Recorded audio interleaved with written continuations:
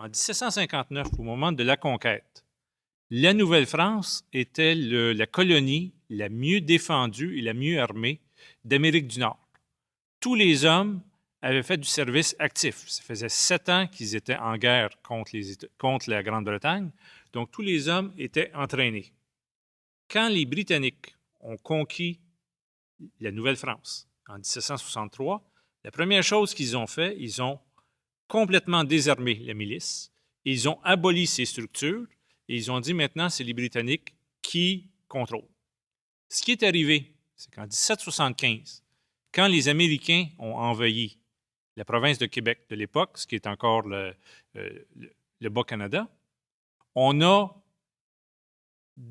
rapidement recréé la milice, recréé les structures, recréé l'ensemble. Et là, on a demandé aux Canadiens français de l'époque, d'aller défendre les intérêts britanniques. Comment pouvez-vous demander à quelqu'un qu'on vient de désarmer, qu'on lui a dit, tu n'as pas le droit de prendre les armes, tu n'as pas le droit de te battre, maintenant tu vas te battre pour les Anglais, pour les Britanniques. À ce moment-là, les Canadiens français, les Canadiens, ont eu un choix à faire. Si nous prenons les armes pour les Britanniques, le gouvernement va rester anglophone et protestant.